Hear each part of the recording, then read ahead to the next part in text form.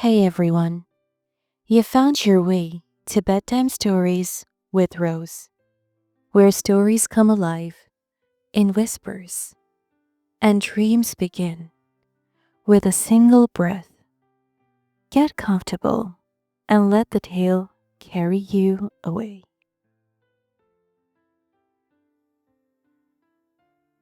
Cinderella. The wife of a rich man fell sick, and as she felt that her end was drawing near, she called her only daughter to her bedside and said, "Dear child, be good and pious, and then the good God will always protect you, and I will look down on you from heaven and be near you." Thereupon, she closed her eyes and departed. Every day, the maiden went out to her mother's grave and wept, and she remained pious and good. When winter came, the snow spread a white sheet over the grave, and by the time the spring sun had drawn it off again, the man had taken another wife. The woman had brought with her into the house two daughters, who were beautiful and fair of face, but vile and dark of heart. Now began a bad time for the poor stepchild. "Is the stupid goose to sit in the parlor with us?" they said. "He who wants to eat bread must earn it. Out with the kitchen, wench." They took her pretty clothes away from her, put an old gray bedgown on her, and gave her wooden shoes. "Just look at the proud princess, how decked out she is," they cried, and laughed and led her into the kitchen. There, she had to do hard work from morning till night. Get up before daybreak, carry water, light fires, cook and wash. Besides this, the sisters did her every imaginable injury. They mocked her and emptied her peas and lentils into the ashes so that she was forced to sit and pick them out again. In the evening, when she had worked till she was weary, she had no bed to go to, but she had to sleep by the hearth in the cinders. And as on that account she always looked dusty and dirty, they called her Cinderella. It happened that the father was once going to the fair, and he asked his two stepdaughters what he should bring back for them. "Beautiful dresses," said one. "Pearls and jewels," said the second. "And you, Cinderella," said he, "what will you have?"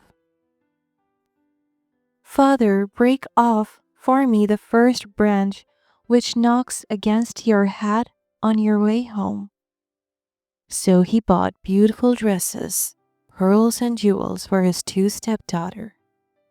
And on his way home, as he was riding through a green thicket, a hazel twig brushed against him and knocked off his hat. Then he broke off the branch and took it with him. When he reached home, he gave his stepdaughters the things which they had wished for, and to Cinderella he gave the branch from the hazel bush. Cinderella thanked him, went to her mother's grave, and planted the branch on it, and wept so much that the tears fell down on it and watered it. And it grew and became a handsome tree. Thrice a day Cinderella went and sat beneath it, and wept and prayed, and a little white bird always came on the tree. And if Cinderella expressed a wish, the bird threw down to her what she had wished for. It happened, however, that the king gave orders for a festival which was to last 3 days, and to which all the beautiful young girls in the country were invited, in order that his son might choose himself a bride. When the two stepsisters heard that, they too were to appear among the number. They were delighted, called Cinderella and said, "Comb our hair for us, brush our shoes, and fasten our buckles, for we are going to the wedding at the king's palace." Cinderella obeyed, but wept, because she too would have liked to go with them to the dance, and begged her stepmother to allow her to do so. "You go, Cinderella," she said, "covered in dust and dirt as you are, and would go to the festival. You have no clothes and shoes, and yet would dance?" As however Cinderella went on asking, the stepmother said at last, "I have emptied a dish of lentils into the ashes for you. If you have picked them out again in 2 hours, you shall go with us." The maiden went through the back door into the garden and called, "You tame pigeons, you turtle doves, and all you birds beneath the sky, come and help me to pick the good into the pot, the bad into the crop." Then 2 white pigeons came in by the kitchen window, and afterwards the turtle doves, and at last all the birds beneath the sky came whirring and crowding in, and alighted amongst the ashes. And the pigeons nodded with their heads and began pick, pick, pick, pick. And the rest began also pick, pick, pick, pick, and gathered all the good grains into the dish. Hardly had 1 hour passed before they had finished, and all flew out again. Then the girl took the dish to her stepmother, and was glad and believed that now she would be allowed to go with them to the festival. But the stepmother said, "No, Cinderella, you have no clothes, and you cannot dance. You would only be laughed at." And as Cinderella wept at this, the stepmother said, "If you can pick 2 dishes of lentil out of the ashes for me in 1 hour, you shall go with us." And she thought to herself that she most certainly cannot do again. When the stepmother had emptied the 2 dishes of lentils amongst the ashes, the maiden went through the back door into the garden and cried, "You tame pigeons, you turtle doves, and all you birds beneath the sky, come and help me to pick the good into the pot, the bad into the crop." Then 2 white pigeons came in by the kitchen window, and afterwards the turtle doves. And at length all the bird beneath the sky came whirring and crowding in, and alighted amongst the ashes. And the doves nodded with their heads and began pick, pick, pick, pick. And the others began also pick, pick, pick, pick, and gathered all the good seeds into the dishes, and before half an hour was over, they had already finished, and all flew out again. Then the maiden was delighted and believed that she might now go with them to the wedding. But the stepmother said, "All this will not help. You cannot go with us, for you have no clothes and cannot dance. We should be ashamed of you." On this, she turned her back on Cinderella and hurried away with her 2 proud daughters. And no one was now at home. Cinderella went to her mother's grave beneath the hazel tree and cried, "Shiver and quiver, little tree, silver and gold throw down over me." Then the bird threw a gold and silver dress down to her, and slippers embroidered with silver and silk. She put on the dress with all speed and went to the wedding. Her stepsisters and the stepmother, however, did not know her and thought she must be a foreign princess, for she looked so beautiful in the golden dress. They never once thought of Cinderella and believed that she was sitting at home in the dirt, picking lentils out of the ashes. The prince approached her, took her by the hand, and danced with her. He would dance with no other maiden, and never let loose of her hand. And if anyone else came to invite her, he said, "This is my partner." She danced till it was evening, and then she wanted to go home. But the king's son said, "I will go with you and bear you company," for he wished to see to whom the beautiful maiden belonged. She escaped from him, however, and sprang into the pigeon house. The king's son waited until her father came, and then he told him that the unknown maiden had leapt into the pigeon house. The old man thought, "Can it be Cinderella?" And they had to bring him an axe and a pickaxe that he might hew the pigeon house to pieces. But no one was inside it. And when they got home, Cinderella lay in her dirty clothes among the ashes, and a dim little oil lamp was burning on the mantelpiece, for Cinderella had jumped quickly down from the back of the pigeon house and had run to the little hazel tree, and there she had taken off her beautiful clothes and laid them on the grave. And the bird had taken them away again. And then she had seated herself in the kitchen amongst the ashes in her grey gown. Next day, when the festival began afresh, and her parents and the stepsisters had gone once more, Cinderella went to the hazel tree and said, "Shiver and quiver, my little tree, silver and gold, throw down on me." Then the little bird threw down a much more beautiful dress than on the preceding day. And when Cinderella appeared at the wedding in this dress, everyone was astonished at her beauty. The king's son had waited until she came, and instantly took her by the hand and danced with no one but her. When others came and invited her, he said, "This is my partner." When evening came, she wished to leave, and the king's son followed her and wanted to see into which house she went.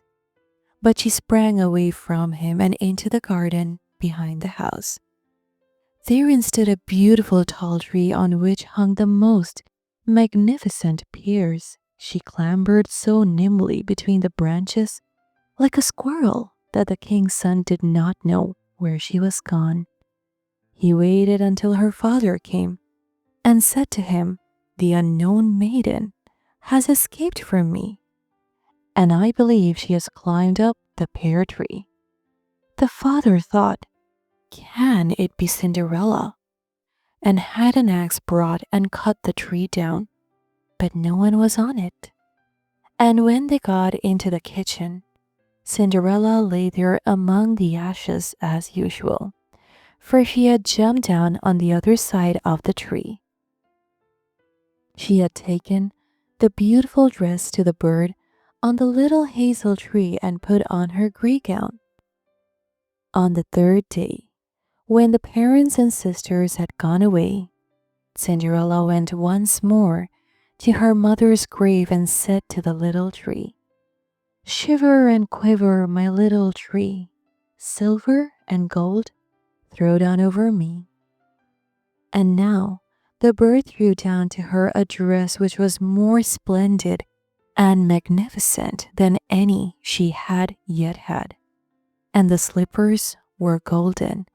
And when she went to the festival in the dress, no one knew how to speak for astonishment.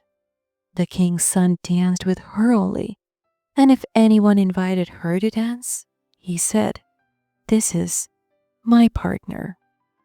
When evening came, Cinderella wished to leave, and the king's son was anxious to go with her. But she escaped from him so quickly that he could not follow her. The king's son, however, had employed a ruse and had caused the whole staircase to be smeared with pitch, and there, when she ran, had the maiden's left slipper remained stuck. The king's son picked it up, and it was small and dainty and all golden. Next morning, he went with it to the father and said to him, "No one shall be my wife but she whose foot this golden slipper fits." Then were the two sisters glad, for they had pretty feet. The eldest went with the shoe into her room and wanted to try it on, and her mother stood by, but she could not get her big toe into it, and the shoe was too small for her. Then her mother gave her a knife and said, "Cut the toe off. When you're queen, you will have no more need to go on foot." The maiden cut the toe off, forced the foot into the shoe, swallowed the pain, and went out to the king's son. Then he took her on his horse as his bride and rode away with her. They were obliged, however, to pass the grave, and there, on the hazel tree, sat the two pigeons and cried, turn and peep, there's blood within the shoe. The shoe, it is too small for her, the true bride waits for you." Then he looked at her foot and saw how the blood was trickling from it. He turned his horse round and took the false bride home again, and said she was not the true one, and that the other sister was to put the shoe on. Then this one went into her chamber and got her toe safely into the shoe, but her heel was too large. So her mother gave her a knife and said, "Cut a bit of your heel. When you're queen, you will have no more need to go on foot." The maiden cut a bit of her heel, forced her foot into the shoe, swallowed the pain, and went out to the king's son. He took her on his horse as his bride and rode away with her. But when they passed by the hazel tree, the two pigeons sat on it and cried, turn and peep, there's blood within the shoe. The shoe, it is too small for her, the true bride waits for you." He looked down at her feet and saw how the blood was running out of her shoe, and how it had stained her white stocking quite red. Then he turned his horse and took the false bride home again. "This also is not the right one," said he. "Have you no other daughter?" "No," said the man. "There is still a little stunted kitchen wench, which my late wife left behind her, but she cannot possibly be the bride." The king's son said he was to send her up to him, but the mother answered, "Oh no, she is too much dirty. She cannot show herself." But he absolutely insisted on it, and Cinderella had to be called. She first washed her hands and face clean, and then went and bowed down before the king's son, who gave her the golden shoe. Then she seated herself on a stool, drew her foot out of the heavy wooden shoe, and put it into the slipper, which fitted like a glove. And when she rose up and the king's son looked at her face, he recognized the beautiful maiden who had danced with him and cried, "This is the true bride." The stepmother and the two sisters were horrified and became pale with rage. He, however, took Cinderella on his horse and rode away with her. As they passed by the hazel tree, the two white doves cried, turn and peep, no blood is in the shoe. The shoe is not too small for her. The true bride rides with you." And when they had cried that, the two came flying down and placed themselves on Cinderella's shoulders, one on the right, the other on the left, and remained sitting there. When the wedding with the king's son was to be celebrated, the two false sisters came and wanted to get into favor with Cinderella and share her good fortune. When the couple went to church, the elder was at the right side and the younger at the left, and the pigeon pecked out one eye from each of them. Afterwards, as they came back, the elder was at the left and the younger at the right, and then the pigeons pecked out the other eye from each, and thus, for their wickedness and falsehood, they were punished with blindness all their days. And so, our story rests for now. May your dreams be gentle, your sleep deep, and your heart light. Until we meet again. Goodbye.